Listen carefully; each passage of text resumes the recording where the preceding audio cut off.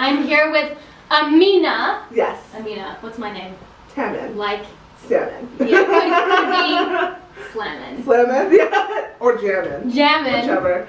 Amina and I have become like BFFs in the last week. Totally. And I'm so obsessed with what you stand for and what you believe in, and I'm super duper excited to have you here. And you are the lead head macho woman for your studio called Studio Mucci. Yes, Studio Mucci, Okay. named after my name, Mucciolo. And then you moved to Florida with how much in your pocket? Well, so let me tell you, Okay, I we can't went wait. to Oklahoma because Okay. my husband was working on a PhD there. Okay, which And is like we- way smarter than me. Which is like, you live like a monk, like you have no money when you're trying to get a PhD. Whoever has money, oh my god, unless you're born into money, like at Yeah. some point in your life, like you have no money. Yeah. Yeah. So, and I like quit my job. Yeah. We like all quit our jobs and just moved there. Yeah. And I was kind of bored out of my mind. Yeah. As you And would be. because it's like Oklahoma. Oklahoma, but not even like Oklahoma City. It was like one Starbucks, Oh god. one Target kind of Oklahoma, God. you know? No Target actually is the city. No Target? No, the 2 Walmarts, no Target, Nuh-uh. one Starbucks. That's how we were rolling. Okay. So yeah, and You're basically like, I'm done. I was like, I just need to do something that is creative, that's fun. Yeah. Yeah. And that's why I started my business there in Oklahoma. And how old were you when you decided to do this? And you have to explain to all my followers what is this. Okay. Okay. So I think I was. I'm asking my husband over here. How old was I? How old was I? Was I 26? He was like you were he was like you were 17, but let's not say 27, anything. 28? I mean, you were 18. You were 18. That's what my husband when he first met me. He's like, you're 18. I was actually like 19. I think I was like 28 or something. Yeah. In my later 20s, basically. Yeah. But what I actually do, my business is mostly known for, Yeah. is tassel garlands. They are What are tassel garlands other than what my party husband wears decor. to bed? Basically, we are known for handmade party decor. So it's So amazing. yeah, it's really fun. It's like parties are really where we started Yeah. because you know parties are Yeah. everything, Yeah. right? But honestly, now you can put them in your home. Mhm. You can use them for like anything. And you're really colorful. Your Instagram page, Studio Mucci, is really colorful and light and happy, but you haven't always felt that way, which I think a lot of you guys and I, especially in my life and even after having a baby, have felt pretty dark and had dark times in my life. So explain that to us. Like, what do you want to give back to everyone and to realize like what they can overcome? Well, you know, it's funny when we talked about how I started Studio Mucci, because, you know, I was kind of like bearing the lead. Yeah. I was fresh out of treatment for my eating disorder. Yeah. I had been dealing with bulimia since I was 12. And so I was finally, you know, got into treatment because of my awesome husband and brother who were like, you always need you like gotta do someone, something. Yeah, you totally. You have to survive. Yeah, You know? absolutely. So it was really the thing that saved my life. Mhm. So I went into treatment and I was just like, afterwards, for the first time, I started to ask myself, like, what do you want to do Yeah. to make yourself happy? Yeah. Forget about what other people think of you. Mhm. Forget about pleasing your mom, going to college. Like, you know, I didn't go, actually, I never went to college. I didn't go to college. Yeah, and I'm so. a dumbass. I mean, you're not. I am. Actually, we're pretty damn smart. We're pretty smart. Because- Sometimes, like, there's an education that you can have, and also you can travel the world and have a different type of education. Absolutely. You know? So, Yeah, so I just started to ask myself, like, Amina, what do you want? What makes you happy? Yeah. And the thing that made me the most happy is creating things. and don't you think sometimes when you do something that's bigger than you, your whole life changes? Absolutely. I realize that, and I see a lot of people in my life who are doing things that are very self-gratifying, and their lives are pretty stagnant.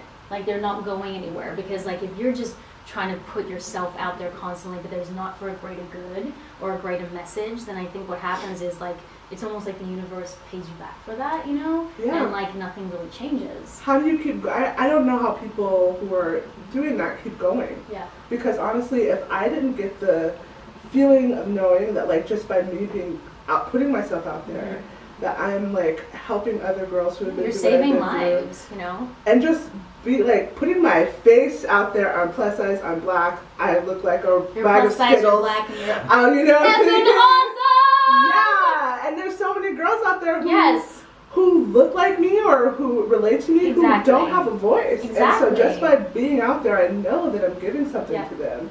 And obviously, like talking about all of the mental health things. Yeah. It's like, that's what keeps me going when I don't want to get out of bed, honestly. I know. And some days, I mean, we started Bottle and Heels, so I did because I had such bad postpartum anxiety and I felt so alone, and I was like, how do we start a community and a network of women where we can talk about these things and not feel alone, because in this day and age we don't have the aunts and the uncles and all these people to help with having children, so like you just feel lost, you know. And I was like, I need to talk about it, and when you start to talk about it, everything changes. She wants to know where you draw your inspiration from for everything that you do. Like mostly life. Honestly, I get Damn it. I get inspired by so much. But honestly, really the thing that inspires me are like things from my childhood. I think that was one of the best times of my life. It was such a pure time before things kind of got crazy. And so I keep going back to that. You know, you have to go through something. Some defining thing, right? And that's why you see people who aren't really changing and growing, and you realize like they've never really had to struggle.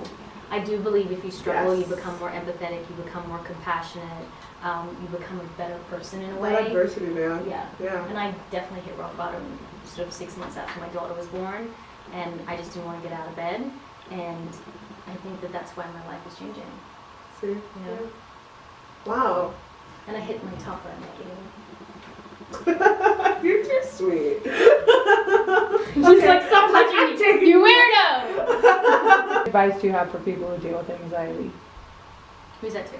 You take that. I have no freaking idea. I think you have to realize that anxiety is an emotion, that it passes, you know? And look, I've always been an anxious person, and I just have to realize that that moment will pass. Everything passes. Feelings are very, they move and they change and they bend and they break, and you won't be feeling that forever. And then I think some tools that I've found great is meditation, That's really good. is exercise, is yoga, is kind of just grounding yourself. You know, even like for severe anxiety, they do tapping. I don't know if you've heard of that. There's a lot of different tools, and also what you put in your body. If you're putting, you know, sugar and lots of meat and lots of caffeine and lots of alcohol, you'll be more anxious. Totally. So it's like, you know, the more like wishy, and that's why I kind of went vegan as well, because like, you know, there's so many stimulants in some of the meats and stuff that we're eating, and we think that like, you know, it's so great to eat all this meat because of all this paleo stuff, but it's like, I just think in my head, like butter and steak or a salad with a bit of butternut squash, like mentally I think that's just health is on the right, and that doesn't seem healthy on the left. You know? My husband and I were in Oklahoma. That was one thing that we actually recommitted to being vegetarian. And my husband actually was like the one kind of starting it as the guy who, he's over here, I'm talking about him. That's sexy. Who has like been, you know, raised on, you know, like meat, you know, it was really important for me to support, you know, support that, and it changed our lives in such a positive way. Actually, and you start to get rid of toxic. Like I've gotten rid of a few people in my life because it just was toxic, and it's like getting rid of like food that's toxic in a way. You get rid of all your surroundings that are toxic as well. Someone wants to know, what is your biggest hope for Phoenix? You know, it was such a struggle in the first couple of years with her because she was just a little bit of a spirited, aka difficult child. And she's turned into this magnificent human being. Like, 3 hit and she became this like awesome little person. It was almost like all her frustration about not being able to communicate kind of went away, because now she can communicate. And we kind of give her choices, and we are led by her. So we don't say like, you must do this. She doesn't like to be in a ballet class and be pointing her toes with everyone. So we get her into a class which is very, it's whatever she wants to do, you know, so she can have a voice. And my biggest hope for her is to be happy, of course, but is to like, and I know this is like such a big thing with growing a kid, but is even in a small way to make an impact in the world, whether it's through art or creativity or just who she is as a person or what she stands for. I want to instill her with a lot of courage and with a lot of power. Like, women are so powerful, you know. And it's funny because some people say like, I'm not a feminist. It's like, well, you do believe in equality. Like, everyone should get paid the same for doing the same job, and women should be able to vote, right? And you should be able to decide what you do with your body. So it's like, kind of everyone's a feminist unless you want to be paid less and you want to like not vote, and unless like you want someone else to say like, oh, don't wear that bra, wear that bra. Like, so everyone is. So it's like such a weird, like, dirty word. But yeah, I just want to instill. I want her to feel powerful, you know, and I think her voice matters. You're at the march, right? Yes, it How was was that? amazing. Yeah. Okay, so I have OCD, I have anxiety, I Oh, have so many problems with crowds and people and dirt and the streets of downtown LA, which I live there. So let's talk about that later. Yeah. But the first few minutes, I was really freaking out. Mm-hmm. Like, maybe you have I'll to die stay here, in that or... this is my place of death. And the Women's March. But after a few minutes, it just all kind of like floated away. Yeah. And I just was in the moment Oh. with so many people, and there was just so much love. I'm gonna like cry Oh talking my, about isn't that amazing? Yeah, it was so millions of people all over the world. amazing. And I think, look, some people are for Trump, some people are against Trump.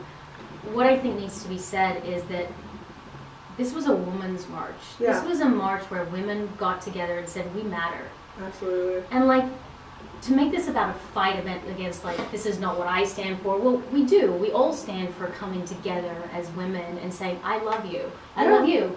We're different. Totally. We're so different, but I want you to be successful. You want you to be successful. Absolutely. And it's about like, I want what's best for your yes, children. exactly. I And I want what's mean? best for your children. Yeah. And I think with saying like 100%. it doesn't represent me as a female, well, what female doesn't want to support other women and say like, we matter? Thank you so much for being here. I want you to stay in our lives if possible. Duh. Don't be a stranger. And I think like we should figure out a movement like Tamina. Amina. Wait, we should be Wait, called Tamina? Moochie Tamin. Moochie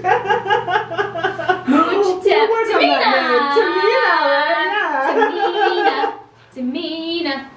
Ooh, Tamina. I think we should have our own reality show. Totally. I think people would like us. Well, thank you so much, guys, for watching Bottom Heels Live. And we love you, and I love you. And Thank you for having me. thank you so much. Yes. Bye.